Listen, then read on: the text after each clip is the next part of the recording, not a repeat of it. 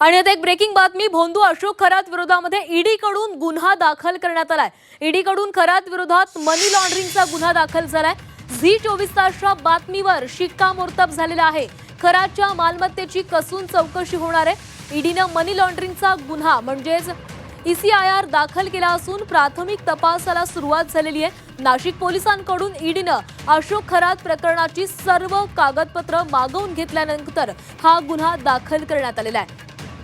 आणि या संदर्भात अधिक बोलूयात आमचे प्रतिनिधी योगेश खरे आपल्या सोबत आहेत। योगेश, झी 24 तासनं आधीच बातमी दाखवलेली होती की या प्रकरणामध्ये ईडीची एंट्री होऊ शकते, ती एंट्री झालेली आहे। अशोक खरातवर मनी लॉन्ड्रिंगचा गुन्हा दाखल झालाय।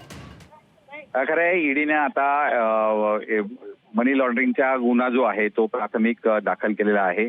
एकूण चौकशी जी करण्यात आलेली आहे त्यामध्ये बरेचसे पुरावे असे दिसत आहेत की ज्यामध्ये पैशांची हेराफेर ही मोठ्या प्रमाणात झालेली आहे आणि त्यामुळेच एकूण तपासाला जी होती कालपासूनच परवा 8 दिवसापासूनच सुरुवात झाली होती। मुख्यमंत्र्यांनी या बाबतीमध्ये स्पष्टता केली होती की हे सर्व प्रकरण ईडीकडे दिलं जाणार आणि लगेच तातडीनं आज मुख्यमंत्र्यांनी त्या निर्देशाप्रमाणे ईडीने ही आपली कार्यवाही सुरू केली आणि पहिला गुन्हा जो आहे तो आज दाखल केलेला आहे। महाराष्ट्रातल्या ईडी एन्फोर्समेंट डायरेक्टरच्या ऑफिसमध्ये हा गुन्हा दाखल करण्यात आलेला आहे।